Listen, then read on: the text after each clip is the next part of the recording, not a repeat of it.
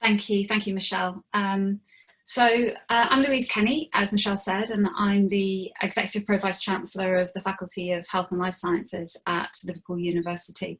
I'm actually a Scouser. I was born in Liverpool and I trained as a doctor in Liverpool. My daytime job, I'm a jobbing obstetrician. I look after women who have complex or high-risk pregnancies. But for the last 2 years, I've been in a leadership position at the university where I trained, in the city where I grew up. And so it was with some trepidation and a huge amount of passion that I embraced tonight's topic, sort of local versus national. And I'd like to start by saying that I think really quite clearly it's not an either or, and it's not a binary choice. There has to be a mixed economy. But for sure, COVID has very painfully, certainly for us in the north, and I'm sure for the whole country, highlighted those areas of public health and healthcare provision within the NHS, which would do better or even flourish under greater local control. And before I illustrate this with a couple of very topical examples, I'd like to firstly issue a health warning, and secondly, some context. So the health warning is that it's really easy to be wise after the event, and what I'm about to say may be very critical, and in a way it probably is. But I'm not for 1 minute pretending I am an expert, certainly in any of the topics that I'm about to speak on. And I'm not certain I would have actually done anything differently if I had been in charge of decision making, 12 or so weeks ago. But I think the point of reflections like this is that we need to learn lessons.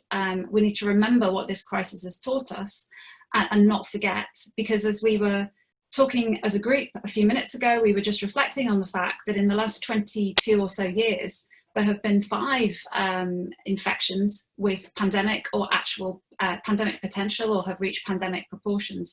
And that means that once we're on the other side of this, there will likely be another potential pandemic along in the next 4 to 5 years. So that's the health warning. And secondly, the context. There's nothing like a global pandemic to illustrate that we are a global village and that borders are pretty futile. We've heard the mantra repeated over the last 12 weeks that we're all in this together, and we are to a point. But the reality is that in my city, COVID is not treating our society equally, and neither are the measures we're taking to combat it. Even before COVID hit, Liverpool faced a series of very specific and very difficult health challenges. Health outcomes in my city are amongst the worst in the country. Every year there are about 1,800 premature deaths. A baby girl born in Kensington, Liverpool tonight can expect to live on average 13 fewer years in good health than a baby girl born and raised in Kensington and London. And furthermore, there is huge inequality in my city. If you travel just 20 miles across the Merseyrail network, you will pass through postcodes in which the average life expectancy varies by as much as 12 years. So that massive inequality. And then dealing with all those challenges was difficult enough, and then COVID hit. So what have we learnt so far? So what I think we've learnt in terms of local versus national control of our health care resources is that we are a diverse country, and COVID has certainly exaggerated our diversity.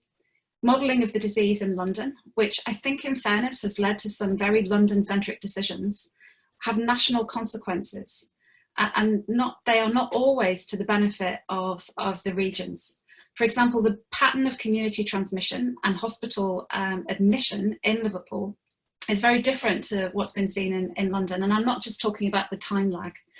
And that means that we haven't experienced a spike, we've experienced a plateau, and our slope to recovery is intensely shallow.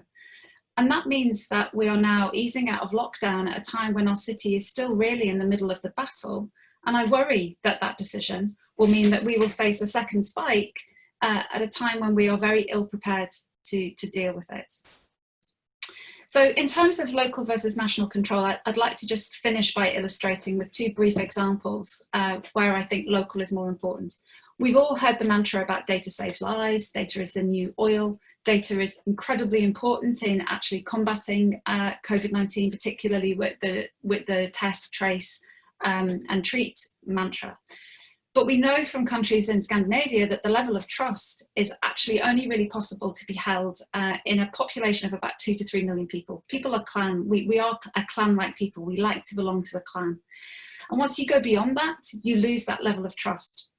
And so I think national initiatives, including national testing apps, are going to be really problematic. And that's where I think we need to look very carefully at how we actually are networking our data. We in Liverpool have firmly believed that the Connected Healthy Cities model is the best, a sort of federated network of cooperatives where trust is held at the 2 to 3 million population level and data is shared in a pseudo-anonymized way.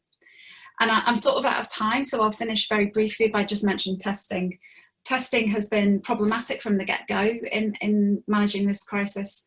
And I think we're now all aware that had we kept testing capacity at a local level, a regional level, we would have been able to flex and test a lot more efficiently than has actually happened in centralising it. And as a matter of time, I'll pause there, but I'd be happy to revisit that topic during questions. Thank you, Michelle.